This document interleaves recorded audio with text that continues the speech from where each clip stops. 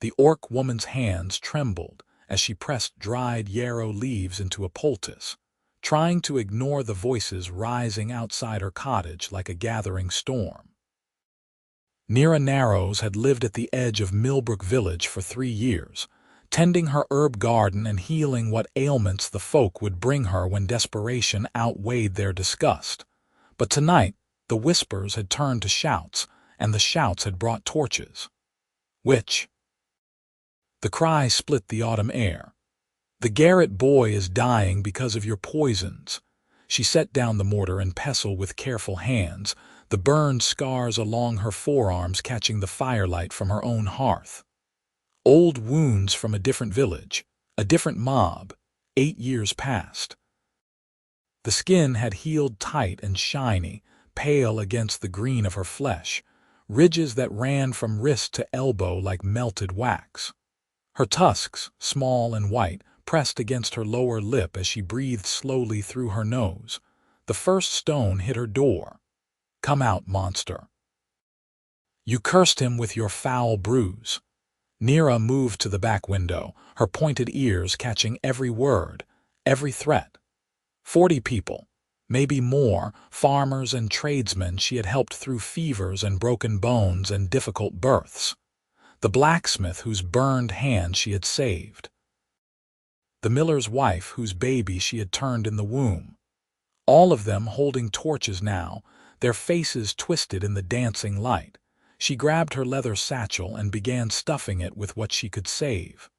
Dried herbs in cloth bundles, her mother's grinding stones. The journal where she had recorded every remedy, every success, every failure.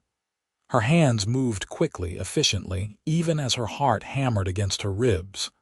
The second stone shattered her front window. "Burn it!" someone screamed. "Burn the witch's den!" Nira ran for the back door just as the first torch sailed through the broken window. The dry herbs hanging from her rafters caught immediately, flames racing across the ceiling with hungry speed. She stumbled into her garden, smoke already burning her eyes, and ran for the tree line beyond. They saw her. The mob surged around both sides of the cottage, cutting off the forest. Nira backed toward the village road instead, clutching her satchel, her breath coming in short gasps. The cottage behind her was fully ablaze now, 3 years of careful work dissolving into ash and ember. There, a man she recognized, Donald Prout, the tanner, thrust his torch toward her. "Do not let the creature escape." They formed a half-circle, driving her backward down the road. Nira's foot caught on a rut and she fell hard, the satchel spilling open, her precious herbs scattering across the dirt. She scrambled to gather them, her scarred arms scraping against the ground, but hands grabbed her shoulders and hauled her upright. "Monster! Orc filth!" Someone spat in her face. Then hoofbeats thundered up the road, and a horse and rider exploded through the mob. The man on horseback was neither large nor particularly imposing, but he rode with the easy confidence of someone who had spent more time in the saddle than out of it. He had dark hair tied back with a leather cord, a weathered coat, and saddlebags marked with the cross-circle symbol of a traveling doctor. His horse, a sturdy bay mare, danced nervously as he reined her between Nira and the mob. "What in the name of mercy is happening here?"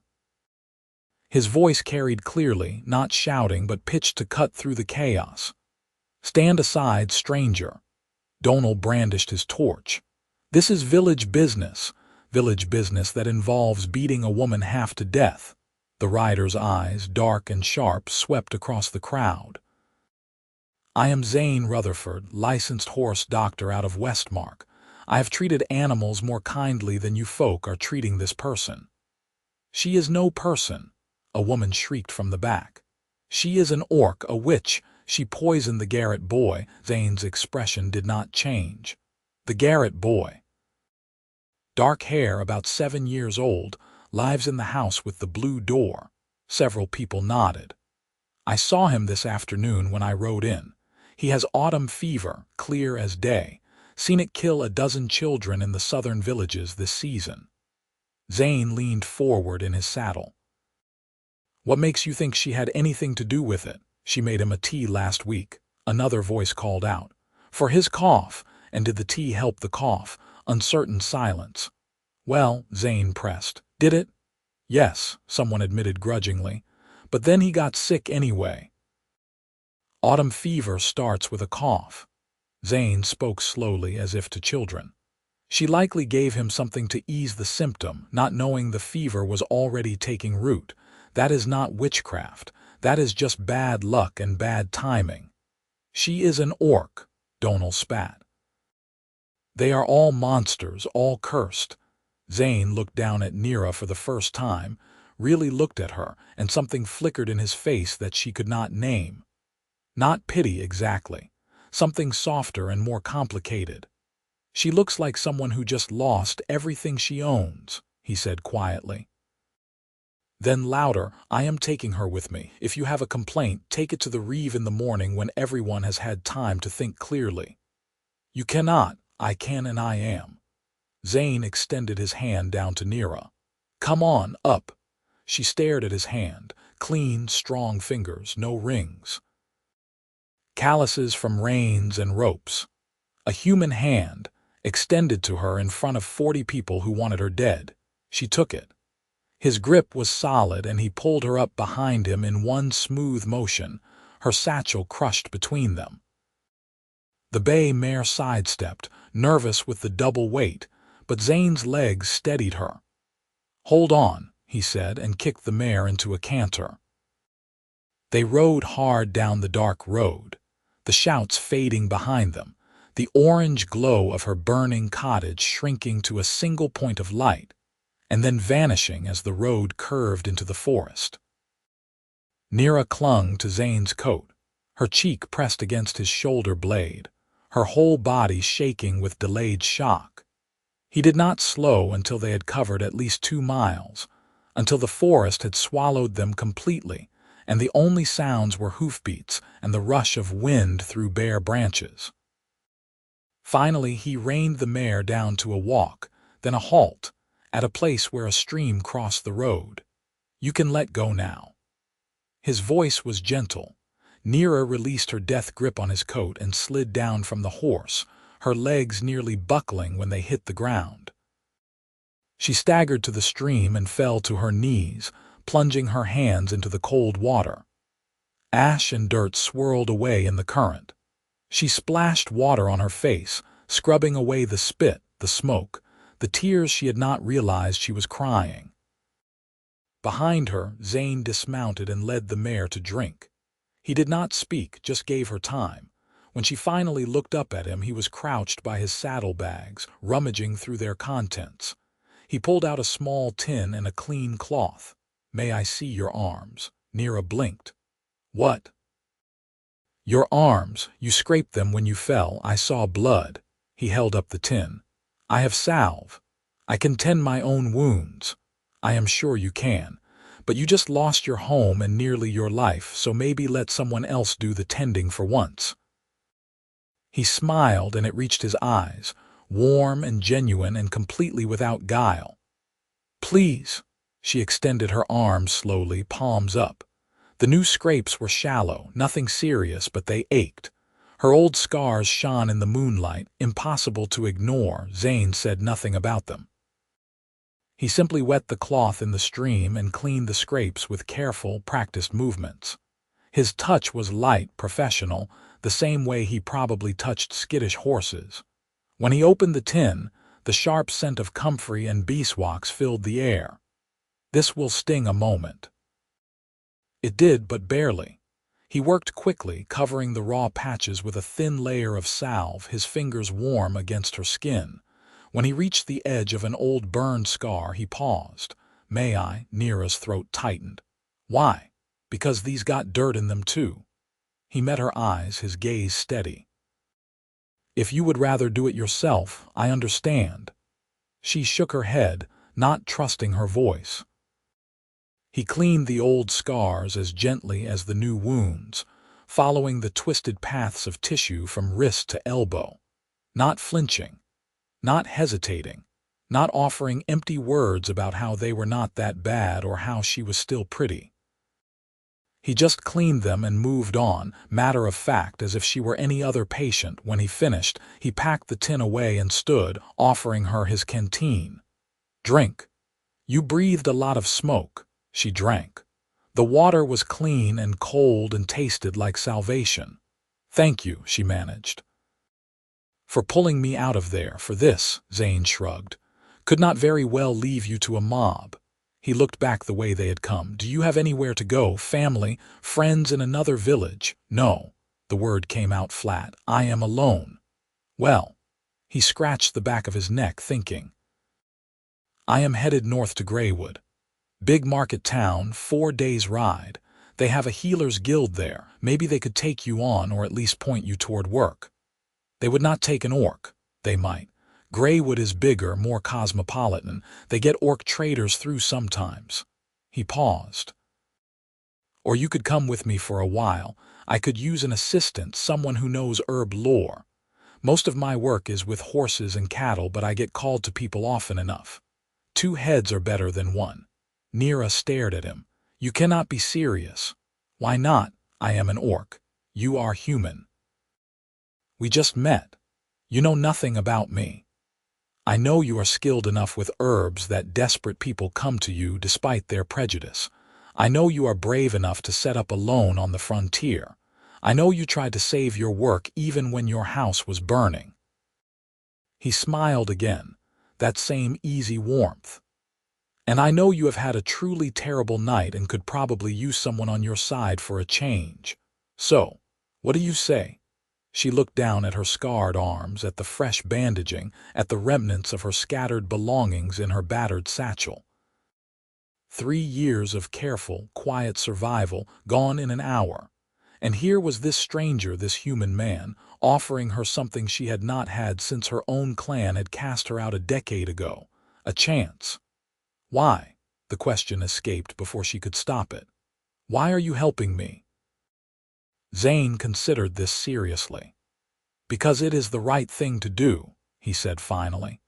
And because I have seen too many good people destroyed by fear and ignorance. If I can prevent one more, I will. It was not a grand speech. It was not a declaration of noble intent. It was just simple, honest decency, and somehow that made it more powerful than any flowery promise. All right, Nira said softly. I will come with you. Good. Zane swung back into the saddle and offered his hand again. Then let us put some more distance between us and Millbrook before we make camp, just in case anyone gets brave enough to follow. They rode for another hour before stopping in a clearing well off the road, where a fallen oak made a natural windbreak. Zane had camping down to an efficient routine. He unsaddled the mare, rubbed her down, and hobbled her to graze while Nira gathered firewood. Together they built a small fire and set water to boil in Zane's battered kettle. He produced bread and dried meat from his supplies, along with a wedge of hard cheese and 2 apples. Simple fare, but after the chaos of the evening it felt like a feast. They ate in companionable silence, the fire crackling between them. Tell me about the Garrett boy, Nira said finally. You said he has autumn fever. Zane nodded, chewing thoughtfully. Starts with a dry cough, develops into high fever, chills, weakness. Most children survive it if they are kept cool and hydrated, but some, especially the young or frail ones, develop lung congestion. That is what kills them. They drown in their own fluids. Is there a cure? Not exactly. But there is a treatment that helps if you catch it in time. A steam tent with specific herbs to open the lungs and break up the congestion. He glanced at her. I am guessing you know the mixture. Horehound, elderflower, pine resin, and mullein, Nira said immediately. Boiled in a closed tent so the child breathes the vapor. Exactly. Zane poked at the fire with a stick. Problem is, most village folk do not trust anything that complicated. They want a simple tea, a single herb, something their grandmother used. A steam tent feels like witchcraft to them. And now I am the witch they blame. Now you are the witch they blame, he agreed. Even though the boy would likely be worse off if you had not helped with the cough. Nira pulled her knees to her chest, staring into the flames. This is not the first time I have been driven out. 8 years ago, in a southern village, a woman died in childbirth. I had told her the baby was positioned wrong, told her she needed the midwife in the next town who knew how to turn breech births. But her family could not afford the travel, so they kept her home and prayed instead. She touched her scarred arms unconsciously. When she died, they decided I had cursed her. They burned my house with me inside. I got out, but barely. I am sorry. Zane's voice was quiet. People fear what they do not understand, and they destroy what they fear. Do you fear me? He looked at her directly, his dark eyes reflecting the firelight. No, should I? Most humans do. I am not most humans. He stretched out beside the fire, pillowing his head on his saddle. Get some sleep. We have a long ride tomorrow, and I want to be well clear of Millbrook's territory before we slow down. Nira lay down on the opposite side of the fire, her satchel under her head, and watched the stars wheel slowly overhead through the bare branches. Despite everything, despite the loss and the fear and the uncertainty, she felt something she had not felt in years. Safe. She fell asleep to the sound of Zane's even breathing and the mare's soft whuffling as she grazed in the darkness. They traveled north for 3 days, keeping to the smaller roads and avoiding villages where possible.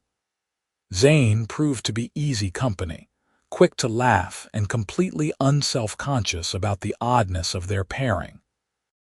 When they stopped at a farmstead to treat a lame horse, he introduced Nira as his colleague without hesitation. The farmer stared but paid them both when the horse was sound again. See, Zane said as they rode away. Not everyone is terrible. He looked at me like I might eat his chickens. But he paid us. Small victories. Nira found herself smiling despite herself. Zane had that effect. His optimism was not the naive, fragile kind that shattered at the first hardship. It was something deeper, a bone-deep belief that people were generally decent if you gave them the chance to prove it. She did not share his faith, but she appreciated it. On the 4th day, as they crested a hill, Zane pointed to a smudge of smoke on the horizon. Greywood. We will be there by evening. But they never made it to Greywood that day, because halfway down the hill they met a boy on a panting, lathered horse, riding south like death itself was chasing him. Zane flagged him down. Slow down before you kill that animal. What is the emergency? The boy, no more than 15, pulled up short. Are you a doctor? I am. What is wrong? My sister. She is having a baby, but it is not coming right. She has been laboring since yesterday, and the midwife says she is going to die. And my father sent me to Greywood to find a doctor, but you are here. You have to come. Please, breathe. Zane's voice cut through the panic. Where is your farm? 2 miles east, the Brennan place, the big barn with the red door. We will follow you. But walk that horse. She is done running. They rode hard despite Zane's own advice, the boy leading them off the main road onto a rutted track that wound through fallow fields. The Brennan farmhouse was a solid structure, well maintained, with smoke rising from the chimney and chickens scattering as they rode into the yard. A man burst from the door, gray-haired and wild-eyed. You brought a doctor, Thomas. Yes, Pa, this is, but the man's eyes had landed on Nira and his face twisted. An orc. You brought an orc to my house. I am the doctor, Zane said sharply, dismounting. She is my assistant. Where is your daughter? I will not have an orc near my girl. Then your daughter will die. Zane's voice was flat, all his usual warmth gone. Because I am a horse doctor, not a midwife, and I know nothing about difficult births, but my assistant does. So you can let us both help, or you can bury your daughter and grandchild tomorrow. Choose quickly." The man stared, his face working through rage and desperation and fear. From inside the house, a woman screamed, a sound of pure agony. "Fine," he spat. "But if anything happens, it will be because we arrived too late." Zane grabbed his medical bag and strode past the man without another word. Nira followed, her heart hammering. Inside, the house was dim and stifling, heated by an enormous fire. A woman lay on a bed in the corner, her face gray with exhaustion and pain. An older woman, the midwife presumably, knelt beside her, wringing her hands uselessly. "Thank the heavens," the midwife gasped when she saw Zane. "She has been pushing for hours, but nothing happens. The baby will not come." Nira pushed forward before Zane could speak. "Let me see." The laboring woman's eyes widened in fear when she saw Nira's green face, her tusks, but she was too exhausted to protest. Nira washed her hands quickly in a basin and made a swift examination. "The baby is sideways," she said immediately. "Shoulder presentation. It cannot come out this way." "Can you turn it?" Zane was at her shoulder, his voice low and urgent. "I can try." Nira looked up at the midwife. "I need hot water, clean cloths, and oil. Cooking oil, olive oil, anything slippery." The midwife hesitated, looking to the doorway where the father stood watching. "Now." Zane barked, and the woman jumped to obey. Nira stripped off her coat and rolled up her sleeves, exposing her scarred arms fully in the firelight. She did not care who saw. She had done this twice before, both times successfully, but it required speed and precision and a good deal of luck. "I am going to turn the baby from the inside," she told the laboring woman, whose name she did not even know. "It will hurt, I am sorry, but it is the only way." The woman nodded weakly. "Do it." Nira oiled her hands and arms thoroughly, then began the delicate, dangerous process of reaching inside and trying to manipulate the baby into the correct position. The woman screamed. Her husband started forward, but Zane blocked him, one hand on the man's chest. "Let her work." It took 20 minutes that felt like 20 hours. Nira's arms ached, her scarred skin stretched and painful, but she worked with infinite care, feeling for tiny limbs, shifting fractions of an inch at a time. Twice she thought she had lost it, felt the baby slip back into the wrong position. But finally, she felt the head engage properly, dropping into the birth canal. "There," she gasped, withdrawing her bloody arms. "There it is right now. Push with the next pain." The woman pushed. The baby came quickly after that, sliding into Nira's waiting hands, tiny and purple and perfect. Nira cleared its mouth and nose, and after a heart-stopping moment, it wailed. "A girl," Nira said, her voice shaking. "You have a daughter." She placed the baby on the mother's chest and stepped back, suddenly dizzy. Zane was there instantly, steadying her. "You did it," he said quietly. "You saved them both." The room was silent except for the baby's cries and the mother's exhausted sobbing. The midwife moved in to cut the cord and clean the child. The father stood frozen in the doorway, staring at Nira with an expression she could not read. "We should go," Nira whispered.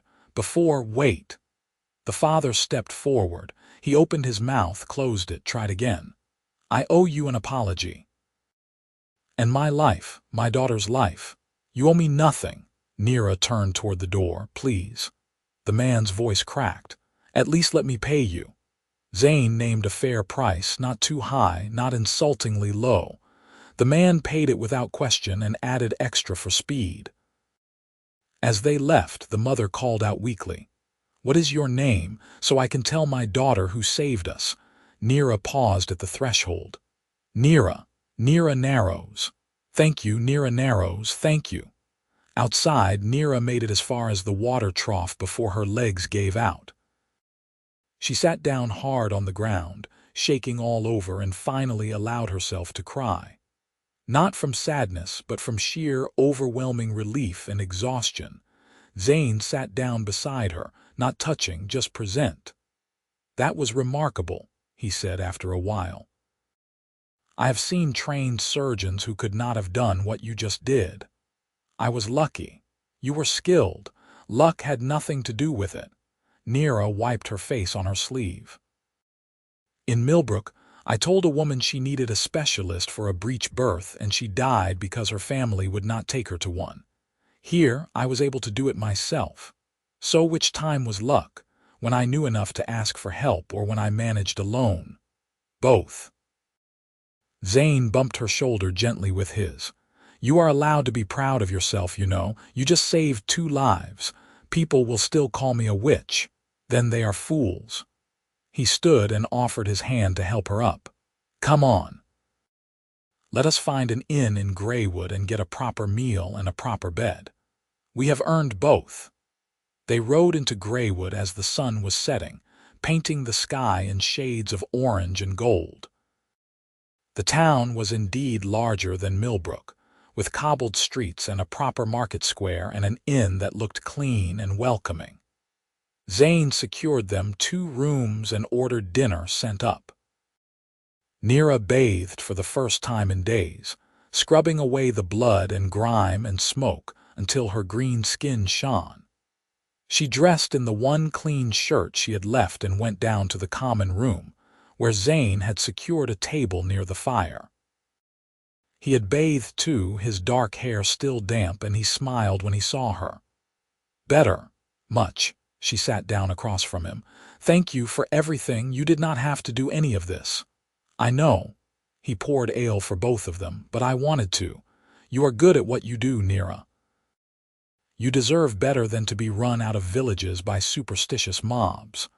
The world does not care what I deserve. Maybe not, but I do." He raised his cup. "To small victories and new partnerships." She clinked her cup against his, something warm and complicated blooming in her chest. They ate roasted chicken and buttered potatoes and fresh bread that was still warm from the oven, and talked about everything and nothing. Zane told her about his training, how he had apprenticed with a veterinary surgeon in the capital, before striking out on his own. Nira told him about learning herb lore from her mother back before the wars had scattered the orc clans to the winds. "You miss your clan?" Zane asked. "Sometimes. But they would not take me back even if I found them. I am too human-touched now, too soft." She smiled wryly. "Orcs do not have much use for healers. We value strength, not gentleness." Their loss. Zane signaled the barmaid for more ale. "So, what do you want to do now? We can stay in Greywood for a while, see if the Healers Guild will take you. Or we can keep traveling, set up in another village somewhere." "I do not know." Nira stared into her cup. "Part of me wants to find a place to settle, to build something permanent, but another part is afraid to try again, afraid of failing again." "You did not fail in Millbrook. They failed you. The result is the same. I have nothing. You have your knowledge and your skill. No one can take those from you." He leaned forward. "And for what it is worth, you have me, as long as you want a partner." She looked up at him, at his open, honest face, and felt that warm sensation in her chest again, stronger this time. Dangerous. She had learned long ago not to trust warmth, not to trust kindness, because it always came with conditions. But Zane had asked for nothing. He had pulled her from a mob, tended her wounds, defended her to strangers, and offered her partnership without expecting anything in return. It terrified her. "I should go to bed," she said abruptly. "It has been a long day." If Zane was disappointed by her sudden withdrawal, he did not show it. "Of course. Sleep well."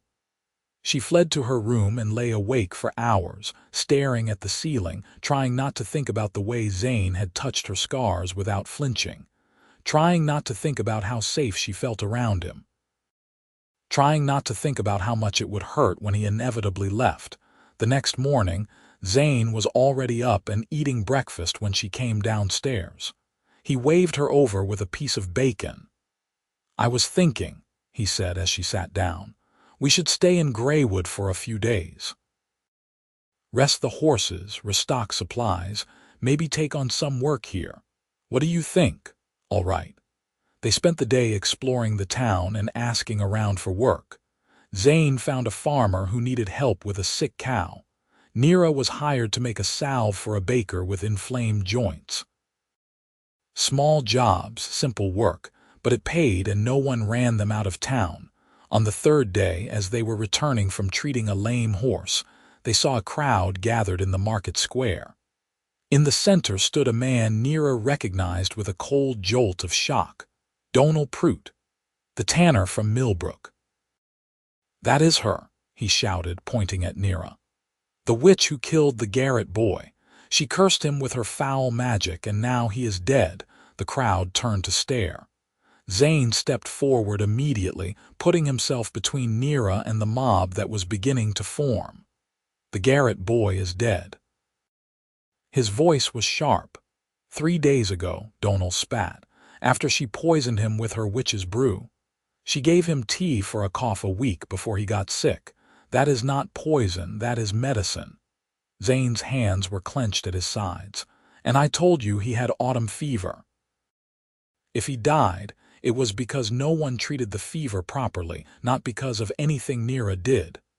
"Lies. You are in league with the monster." A town guard pushed through the crowd, hand on his sword. "What is this about?" Donal launched into his story, painting Nira as a malevolent witch who had cursed a child out of spite. Zane countered with the truth, explaining about the autumn fever, the mob, the burning cottage. The guard listened, his expression unreadable. "You have proof of these accusations?" He asked Donal finally. "The boy is dead. What more proof do you need? Proof of witchcraft, proof of poisoning." The guard turned to Zane. "And you, do you have proof of your version? I saw the mob with my own eyes. I pulled her out of it myself." Zane gestured to Nira. "And she has done nothing but help people since. Yesterday she saved a woman and child in difficult labor at the Brennan farm. Ask them." "We will." The guard looked at Nira. "You, orc woman, what is your account?" Nira's mouth was dry. "I gave the boy tea for his cough because his mother asked me to. It was just horehound and honey, nothing more. When he got sicker, they blamed me and burned my home. I fled. That is all." The guard studied her for a long moment, then looked at Donal. "Return to Millbrook. We will investigate this matter and send word. If your accusations are found to be false, there will be consequences for slander and wrongful persecution. But go, now." Donal went, shooting venomous looks over his shoulder. The crowd dispersed slowly, whispering. The guard turned back to Nira and Zane. "I suggest you stay in Greywood until this is settled. Do not leave town." "Understood." They understood. That night Nira could not eat. She sat in her room, staring at the wall, feeling the weight of inevitability pressing down on her. It did not matter what the investigation found. It did not matter that she was innocent. She was an orc, and a dead child needed someone to blame, and she was the easiest target, a knock on her door. "Nira, may I come in?" She opened the door to find Zane holding 2 cups of hot cider. "Thought you might need this." He offered one to her. She took it, the warmth seeping into her cold hands. "They are going to find me guilty, you know that." "I know no such thing." He leaned against the doorframe. "The guard seemed fair, and we have witnesses. The Brennan family will speak for you. It will not matter." "It might." She shook her head. "You should distance yourself from me. If they decide to punish me, being associated with me will ruin your reputation. You will not be able to work." "I do not care. You should." "Well, I do not." He stepped into the room, his dark eyes intense. "Nira, I am not going anywhere. We are in this together." "Why?" The question burst out of her, desperate. "Why do you care what happens to me? You barely know me." Zane set down his cup and took hers from her hands, setting it aside as well. Then he took her scarred hands in his. holding them gently. Because in the 4 days I have known you, I have seen more courage, more skill, more kindness than I have seen in most people in my entire life. Because you saved a woman and baby without hesitation, even knowing the family feared you. Because you keep getting knocked down and you keep getting back up. His thumbs traced the edges of her scars, gentle and deliberate. Because when I look at you, I do not see a monster or a witch. I see someone extraordinary. And I have absolutely fallen for you, and that is terrifying, but it is also the truest thing I know right now. Nira stared at him, her heart hammering so hard she thought it might break through her ribs. You cannot mean that. I absolutely mean that. I am an orc. You are human. It is forbidden, by whose law, not mine. He lifted her scarred forearm and pressed his lips to the twisted skin, a deliberate, tender kiss that stole her breath. These do not repel me, Nira. They are proof that you survived. They are beautiful because they are part of you. She was shaking. I do not know how to trust this. I do not know how to trust you. Then do not yet, but let me stay. Let me prove it to you. He kissed her other arm, following the path of the scars from elbow to wrist. Let me show you that not every human will betray you. Tears slipped down her cheeks. She could not speak, could not think, could only feel the warmth of his lips on her skin and the impossible hope blooming in her chest. When he finally looked up at her, his eyes were soft. Is this all right? She nodded, not trusting her voice. He cupped her face in his hands, his thumbs brushing away her tears, and kissed her.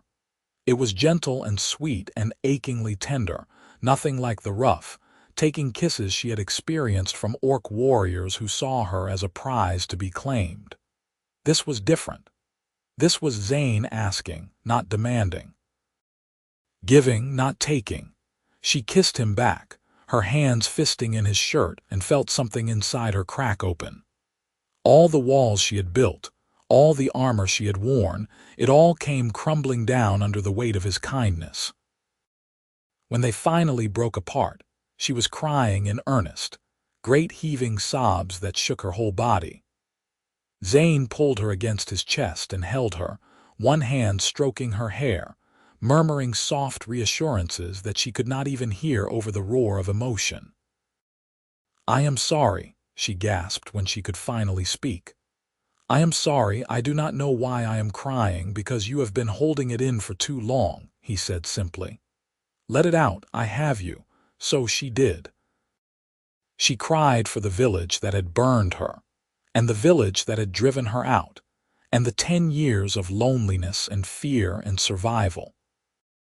She cried for the child who had died despite her best efforts, and for the mother she had saved, and for the impossible, terrifying hope that maybe, just maybe, she could have something good in her life. When the storm finally passed, she was exhausted and hollow and somehow lighter than she had felt in years. Zane kissed her forehead. Better. Yes, thank you. Any time. He retrieved their cups of cider, now lukewarm, and handed hers back. For what it is worth, I meant every word. I am not going anywhere. She believed him. Against all logic and experience, she believed him. They sat together on the edge of her bed, drinking cider and talking quietly until the night deepened and exhaustion pulled at them both. Zane stood to leave, but Nira caught his hand. Stay, she said softly. Just to sleep. I do not want to be alone tonight. So he stayed, stretching out beside her on the narrow bed, fully clothed, one arm draped loosely over her waist. She fell asleep with her head on his chest, listening to the steady beat of his heart. And for the first time in years, she felt something like peace. The next morning, a messenger arrived from the Brennan farm with a letter for the town guard. Zane and Nira were summoned to the guard station to hear the results. The guard captain, a grizzled man with a scar across his nose, looked up from the letter as they entered. The Brennan family confirms your account, he said without preamble. They state that you, Nira Narrows, saved the life of their daughter and grandchild with skill and compassion. They also state that you, Zane Rutherford, behaved with utmost professionalism." He set the letter down. "Furthermore, we sent a rider to Millbrook to investigate the claims. The boy died of autumn fever, as you said. The village healer, such as she is, confirms that the child showed no signs of poisoning. The illness followed a natural, if tragic, progression." Relief flooded through Nira so strongly she swayed on her feet. Zane steadied her with a hand on her elbow. "So I am cleared. Of witchcraft and poisoning, yes." The guard captain's expression hardened. "However, the matter of the mob and the burning of your property is more complicated. Millbrook's Reeve claims it was a spontaneous action by frightened villagers, not sanctioned by any authority." "That is a lie," Zane said flatly. "Donald Prout led that mob deliberately. It was organized, not spontaneous. We suspected as much. Which is why the Reeve has agreed to the following terms. Your cottage will be rebuilt at the village's expense. Master Prout will be fined and placed under bond for good behavior. And you, Nira Narrows, will be permitted to return to Millbrook without fear of further persecution." The captain looked at her directly. "They also request that you return if you are willing. The Garrett boy died, but 3 other children in the village have fallen ill with the same fever. They need help." Nira's stomach dropped. "They want me to come back, after they tried to kill me." "They need you to come back, and they are willing to make amends to secure your help." The captain spread his hands. "It is your choice, of course. You have no obligation to help those who wronged you." Nira looked at Zane. He met her gaze steadily, his expression neutral, leaving the decision entirely to her. "If I go back," she said slowly, "and I treat those children, will the village agree to allow me to live and work there in peace? No more accusations, no more harassment. That is the offer, yes. The Reeve will put it in writing if you require." She thought of the 3 children dying of autumn fever. She thought of the Garrett boy, dead because no one had known how to treat him properly. She thought of her burned cottage and her scattered herbs and 3 years of careful work reduced to ash. Then she thought of the woman and baby she had saved at the Brennan farm, the gratitude in the mother's voice, the weight of a newborn in her hands, crying and alive. "I will do it," she said. "But not alone. Zane comes with me, and the Reeves' promise goes in writing, signed and witnessed." The captain nodded. "Agreed. I will draft the document myself." 2 days later they rode south toward Millbrook, Zane on his bay mare and Nira on a rented gelding. The written agreement was tucked safely in Zane's saddlebag, signed by the Reeve and witnessed by the Greywood Guard captain himself. "Are you sure about this?" Zane asked as the familiar road unwound before them. "We could still turn around, find another village, start fresh somewhere else." Nira shook her head. "Those children need help, and I need to prove to myself more than anyone that I will not be driven away again, that I have a right to exist and work and live, regardless of what people think of me. You are the bravest person I know." She smiled, a real smile, and reached over to take his hand. He laced his fingers through hers, and they rode the rest of the way in comfortable silence. Millbrook looked exactly the same as when they had fled it a week ago, except for the blackened scar where Nira's cottage had stood. A crowd gathered as they rode into the village, people emerging from houses and shops to stare. The Reeve met them in the square, a portly man with nervous hands. "Mistress Narrows, Dr. Rutherford, thank you for coming. The sick children are in the meeting hall. We thought it best to keep them together for treatment." "Show us." Nira dismounted, her spine straight, her head high. The meeting hall had been converted into a makeshift infirmary. 3 children lay on pallets, all of them flushed with fever, their breathing labored. Their mothers hovered anxiously nearby, including one woman Nira recognized as the baker who had once bought herbs from her. "You came," the woman whispered, tears on her cheeks. "Even after what we did, you came. I came for the children, not for you." Nira knelt beside the first child, a girl of about 6. "But I will save them if I can." She and Zane worked through the evening and into the night, setting up the steam tents, mixing the herbal preparations, keeping the children cool and hydrated. The parents watched in silence, perhaps realizing for the first time what they had almost lost when they drove Nira away. By dawn, all 3 children were breathing easier. The fever had broken in 2 of them. The third, the baker's son, was still fighting, but his lungs sounded clearer. "He will live," Nira told the baker. "Keep him in the steam tent for another day and give him this tea every 4 hours. He should be fully recovered in a week." The baker caught Nira's hand, gripping it tightly. "I am so sorry. For the mob, for the fire, for everything. You saved my son's life and I tried to take yours. I do not deserve your forgiveness, but I am asking for it anyway." Nira looked down at the woman's hand, pale against her green skin. She thought about forgiveness, about whether it was something you gave or something you chose. She thought about the weight of anger and the freedom of letting go. "I forgive you," she said finally. "Not because you deserve it, but because I deserve to be free of the hatred. Do not waste the gift. Teach your son to be better than you were." The woman nodded, sobbing. Over the next 2 weeks, Nira's cottage was rebuilt, bigger than before, with a proper workroom for preparing medicines, and a small garden plot already turned and ready for spring planting. The villagers helped, every family contributing labor or materials, a silent apology in the form of sturdy walls and a solid roof. Donald Prout paid his fine and publicly apologized in the village square, though Nira doubted he meant it. But he kept his distance, and that was enough. Zane stayed, setting up practice in a small room attached to the blacksmith's forge. He treated animals and people both, and he and Nira often worked together, their skills complementing each other perfectly. Slowly, carefully, the village learned to trust her again. Or perhaps they simply learned that their prejudice had nearly killed their own children, and expediency outweighed bigotry when survival was on the line. Nira did not care about their reasons. She cared that she could walk through the market without fear, that mothers brought their sick children to her without shame, that she was building something that might actually last.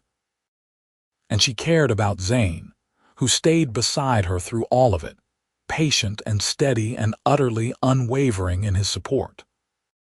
One evening, as they sat together in her newly finished cottage, watching the fire burn low in the hearth, Nira finally allowed herself to voice the question that had been hovering unspoken between them for weeks. What happens when you get restless, when you want to move on? Zane looked up from the piece of harness he was mending. "What makes you think I will? You are a traveling doctor. Traveling is what you do." "I was a traveling doctor because I had no reason to stay in one place. Now I do." He set aside the harness and moved to sit beside her. "Nira, I told you I fell for you. That has not changed. If anything, it has only gotten stronger. I am still an orc. You are still human. People will always," he kissed her, cutting off the protest. "People can think what they like. I love you. That is not going to change because some people disapprove." She stared at him, the words echoing in her head.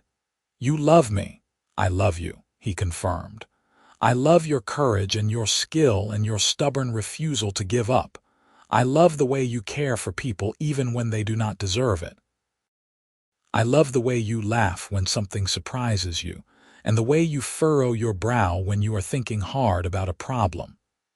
He traced her scarred arm gently. "And I love these because they are part of your story, part of what made you who you are." Tears pricked her eyes again, but this time they were good tears, the kind that came from too much happiness to contain. I love you too, she whispered. I did not think I could. I did not think I was allowed to, but I do. He smiled, that warm, genuine smile that lit up his whole face. Then I suppose we should make this official. Official. Nira narrows, will you marry me? Her breath caught. You cannot be serious. I am completely serious. I want to spend the rest of my life with you. I want to wake up beside you every morning and fall asleep holding you every night. I want to build a practice here together and help people, and maybe eventually, he paused, suddenly uncertain. Is that what you want, or am I assuming too much? No. She was laughing and crying at the same time. No, you are not assuming. That is exactly what I want. Yes. Yes, I will marry you. He kissed her again, deeper this time, his hands tangling in her hair, and she felt the last of her walls come down completely. She was vulnerable and open and terrified and completely, utterly in love. They were married a month later in the village square, with the reeve officiating and half the village in attendance. It was a strange ceremony, mixing human traditions with what few orc customs Nira could remember from her childhood. The baker made the cake. The blacksmith gifted them a set of new tools. The Brennan family traveled from their farm to stand witness. And when Zane kissed his bride, the crowd cheered, genuine and loud, as if they had forgotten entirely that she was an orc and he was human, and their marriage was the kind of thing that would have been unthinkable a year ago. That night in the cottage that was now truly theirs, Zane undressed her slowly, reverently, kissing every scar, every mark, every part of her that she had learned to hide or hate. He made love to her with the same tenderness he had shown her scars that first night, patient and gentle and utterly focused on her pleasure. Afterward, they lay tangled together in the darkness, her head on his chest, his fingers tracing idle patterns on her back. Do you think we can make this work? She asked quietly. Really work long term? I think we already have, he murmured. Everything else is just details.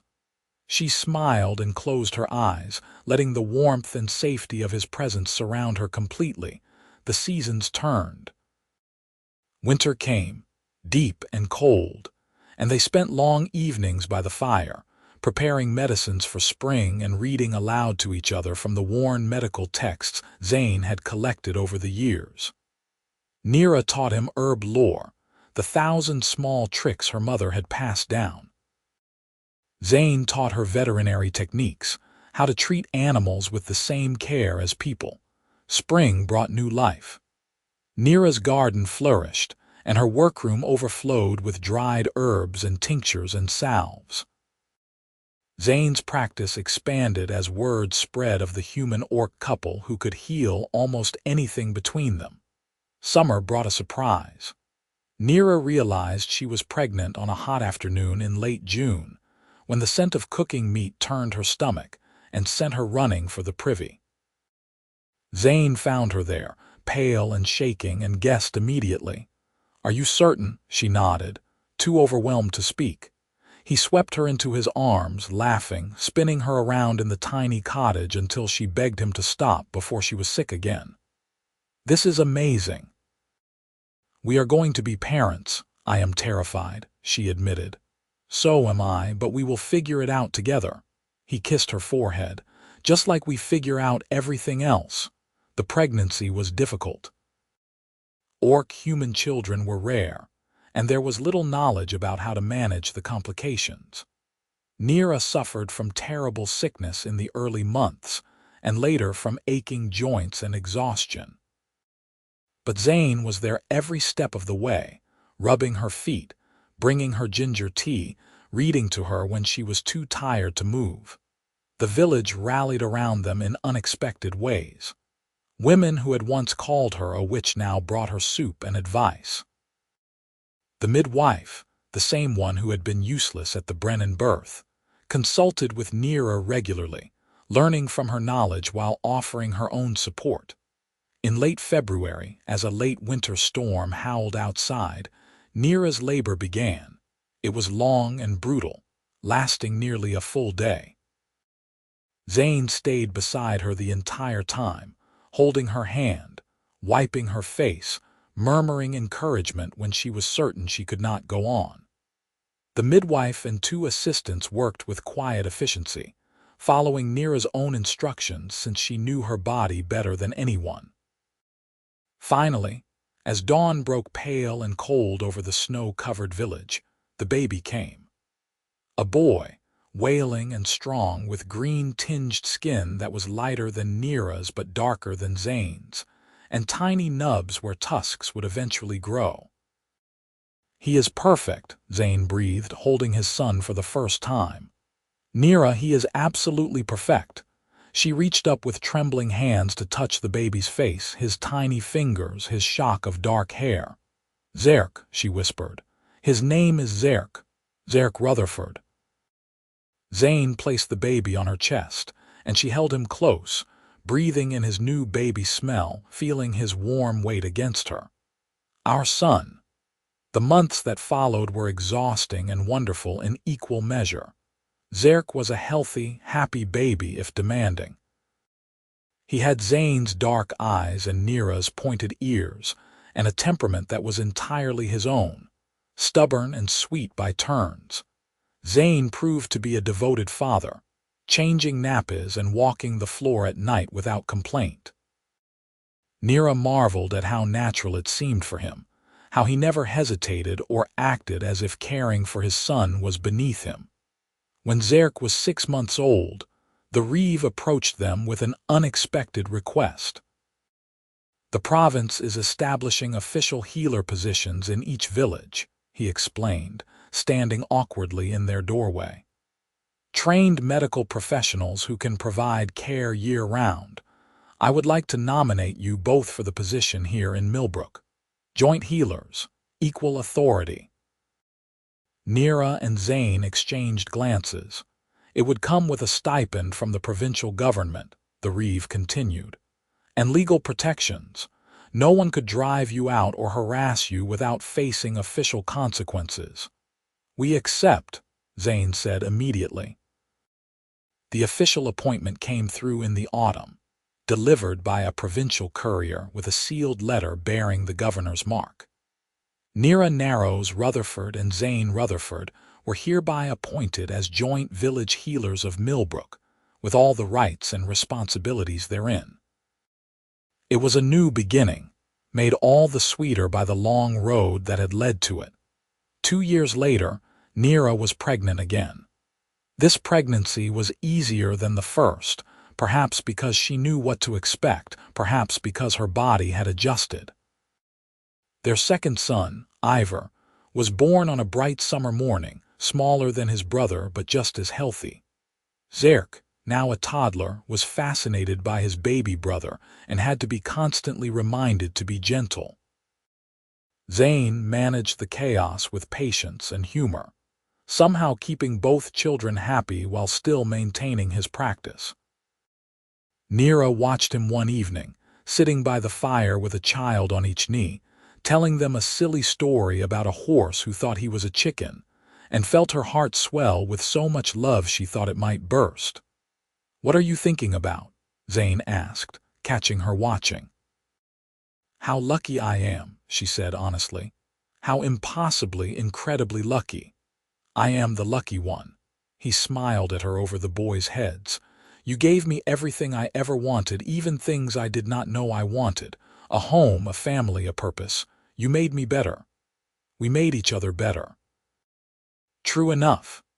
The years continued to unfold, each one bringing its own joys and challenges. Zerk grew into a bright, curious boy who wanted to know everything about plants and animals and medicine. Ivor was quieter, more thoughtful, but with a stubborn streak a mile wide. When Zerk was 6, he asked Nira about her scars for the first time. "Why is your skin different there, Mama?" They were in the garden, planting herbs for the spring. Nira paused, trowel in hand, and considered how to answer. "A long time ago, before you were born, I lived in a different village. The people there were afraid of me because I am an orc, and when bad things happened, they blamed me. They burned my house with me inside. I got out, but I was hurt. Zerk studied the scars seriously. Did it hurt a lot? Yes, but it healed. And then you met Papa and he made it better. Nira smiled. Something like that. Your Papa did not make the scars go away, but he helped me understand that they did not make me broken, that I was still whole, still worthy, even with them. I think your scars are nice, Zerk said matter-of-factly. They make you look brave. She pulled him into a hug, blinking back tears. Thank you, little one. That evening she told Zane about the conversation. He is right, you know, Zane said. You are the bravest person I have ever met. And those scars are proof of it. I used to hate them. Now they just feel like part of my story. She traced one absently, a reminder that I survived. You did more than survive. You thrived. He kissed her temple, and you built something beautiful from the ashes. Literally. She laughed and he grinned, pleased with himself. More years passed. Their practice continued to grow, their reputation spreading throughout the province. They treated everyone who came to them, human and orc alike, never turning away anyone who needed help. Slowly, incrementally, they helped change attitudes, proving by their existence and their work that differences did not have to mean division. When Zerk was 12 and Ivor was 10, they gained an apprentice, a young woman from a neighboring village who wanted to learn healing. Then another, a teenage boy with a talent for surgery. Nira and Zane taught them everything they knew, passing on their knowledge and their philosophy. That healing was about more than fixing bodies. It was about treating people with dignity and compassion regardless of who or what they were. One spring evening, as they sat on the porch of their cottage watching the sunset paint the sky in shades of gold and rose, Zane took Nira's scarred hand in his. You remember that first night, he asked. When I pulled you from the mob, every detail. I knew even then that you were special. I did not know I would fall in love with you, did not know we would build all of this, but I knew you were worth saving. You did not save me, Nira corrected gently. You gave me the chance to save myself. That is different. Maybe. He lifted her hand and kissed her knuckles, then turned her arm and kissed the scars the same way he had that first night and 1,000 nights since.